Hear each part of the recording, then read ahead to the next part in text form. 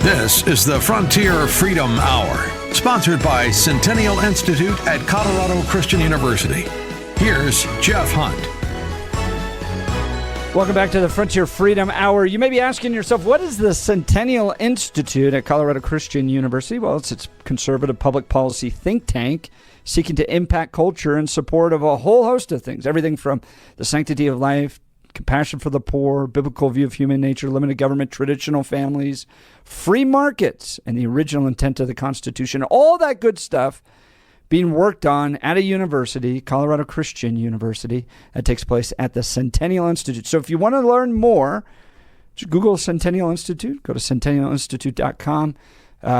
All of that will take you there, and you can learn more. If you want to download our podcast, go to frontierfreedomradio.com. That's Frontier Freedom Radio, and join this movement. Listen, being a conservative in Colorado is tough right now.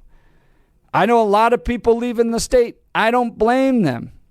And it's going to get worse and worse as this state becomes more progressive. So what do? Well, you band together.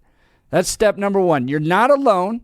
You get together, you get educated, you get inspired, and then you get activated to go out there and make a difference. The great pushback, the great response to this progressive takeover of our state happens at the Centennial Institute. Now, it's not partisan. It's not about getting anybody elected. It's about ideas. And so you need to be able to equip yourself to take on these ideas. We've got white papers there.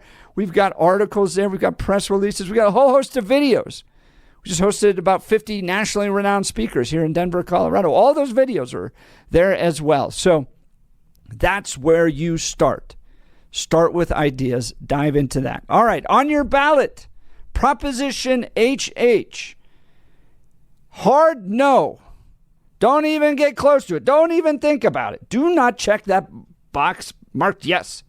It is a hard no, and helping us understand all this is Ben Murrey, who serves as the director of the Independence Institute's Fiscal Policy Center, working to promote fiscal responsibility in the Colorado government and to defend the taxpayer Bill of Rights. So we were talking in previous segments, Gallagher, there was this effort to try to repeal Gallagher, fix Gallagher, we're going to replace Gallagher, we're going to come up with a solution to make everyone's lives better, and then all of a sudden the property taxes went way up, and people were struggling with that, and lo and behold, here comes Proposition HH, like a cowboy riding from the sunset to rescue us from these horrible tax increases on our property taxes. So is that what it's really going to do? Is that what they're going to achieve here, Mr. Ben Murrey?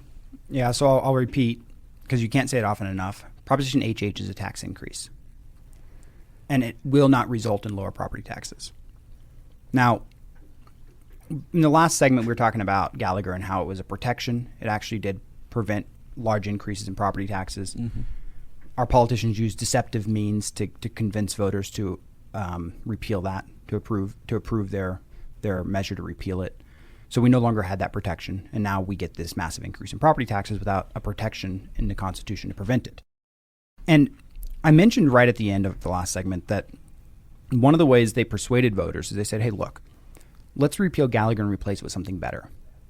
Now, that was in 2020. They didn't replace it in 2020. They didn't replace it in 2021. They didn't replace it in 2022. Even most of the legislative session in 2023, they didn't do anything, right? In the very last week of 2023, they introduced Proposition HH.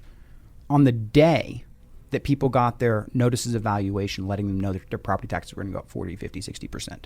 That's the day they introduced Proposition HH. So when people were in panic mode, they said, look at us, white knights, or what is it? Knights riding on our white stallions just to save the damsels in distress. Right? That's what they wanted to be. And fortunately, Independence Institute was, we were there at the press conference. We were the only non-media at the press conference when Polis announced HH. We anticipated what they were going to do. And we set the narrative early about what HH really is. And because we set that narrative early and we started letting people know, and we even had mainstream media like Kyle Clark echoing our talking points, right? That made a huge difference. And I think that we will ultimately defeat HH because of that, as long as we continue to get the word out there, right? There was a poll that was conducted by Magellan Strategies pretty recently, a few weeks ago. And in the poll, The very first thing was they just gave you the ballot language that the legislature wrote and is going to put on the ballot for Proposition HH. This is what people will see when they vote in November. And when people just read the language, a majority of registered voters who were surveyed would support Proposition HH when they just read the ballot language. Because as we talked about earlier, the ballot language is deceptive and it doesn't tell you what the measure actually does. But then they go through and they just educate people. This isn't a push poll. They're not trying to get you to give it a certain answer. This is just, hey, here are the good things about HH. Here's what people in favor would say. Here's what people against it would say. Just telling you what it actually does. Once people know what Proposition HH does, majority support disappears. People do not support it anymore once they know what it does. So as long as we continue to do the work of educating people, as long as when ballots go out in the mail, people know what HH does, they will not support it. This will fail because it is a tax increase and it takes away your TABOR refunds. Now, going back to, is Proposition HH a replacement for Gallagher? And how do they get away with calling it a property tax reduction when property taxes are still going to go up the most in state history if HH passes? This is how. Because they repealed Gallagher, property taxes got put on a trajectory to go up. So current law, what they call current law, put property taxes on a trajectory to increase a lot from this year to next year, right? That's the situation we're in now. That's not the trajectory we would be on if they had just done nothing, right? So it's what you call your baseline, right? If Gallagher is your baseline, if you're comparing it to the Gallagher Amendment, Proposition HH is a massive tax increase. Mm-hmm. So if viewed as a replacement to the Gallagher Amendment, which is what they said it would be, this is a massive tax increase. But using current law being they removed the protection and caused property taxes to go way up, viewed against that using that as your baseline, you could call HH a slight tax decrease. Okay? Now, what does it mean for you? Let's use a concrete example. The Douglas County Assessor, Toby Domish, he's great. He said, I heard him say a couple weeks ago, he said, in Douglas County, I project that right now, because they repealed Gallagher, Douglas County property taxes are going to go up 43% on average. Okay, an average homeowner in Douglas County, 43% increase in their property taxes. If Proposition HH passes, an average homeowner will see a 39% property tax increase. But remember, if HH passes, you also lose your TABOR refunds forever. In the long term. So right. They're giving you just enough of a Now remember, this isn't really a property tax cut because, and I don't know in Douglas County, we don't exactly know what things would look like if Gallagher were still in place. But if Gallagher were still in place, they might be seeing a 5% tax increase.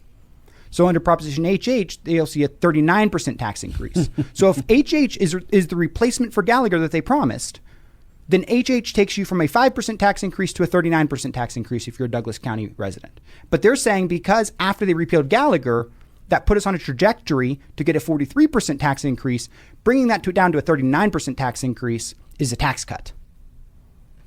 Does that make sense? It's clear that they have gamed the system to set it up to where it looks appealing, but ultimately you're going to lose over the long run in very, very serious ways. Now, to help everybody understand this, there's been a coalition put together, rejecthh.com, that gives you all the organizations, the talking points, the details, and the analysis. And our friends over at the Common Sense Institute just this past week have put together a great summary. I mean, a full report, actually. Proposition HH, the taxpayer dilemma, that dives into all of these details as well. So you have the tools. You can be gifted, like Ben Murrey, in the brilliant analysis of tax policy. Or if you're like me, you're just kind of overwhelmed with the complication of all of this. You see the fact that this was obviously a scheme to take down TABOR and to get more money out of your pockets.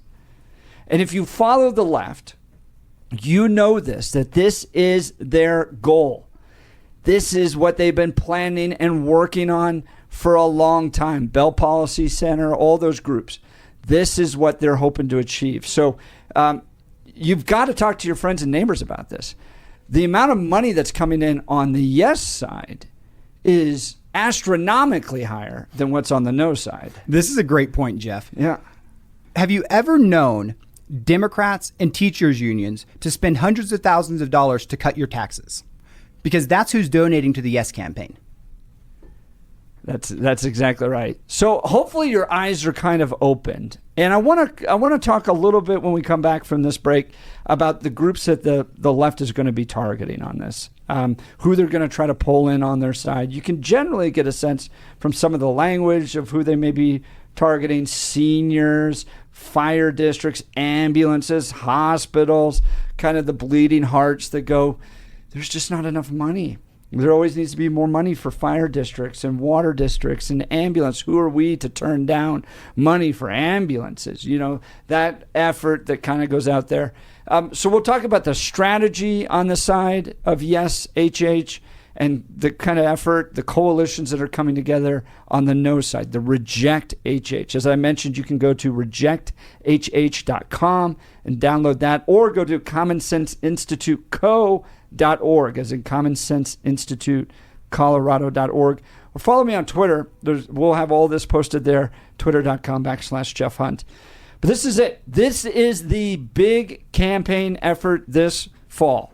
There won't be social issues on the ballot. You're going to have local school boards. You're not going to have congressional or presidentials. It may feel like we're in a presidential race already, which we are, but they're not on the ballot. This is it. All guns focused on this issue, because if we lose this, it's more money out of your pockets. And I don't know about you. Maybe I've asked people to let me know how great they're doing during the Biden economy. Maybe things are going great. They're not going great for most people that I know. So now the government wants more of your money. RejectHH.com. This is Jeff Hunt. Frontier Freedom Hour. We'll be right back after these messages.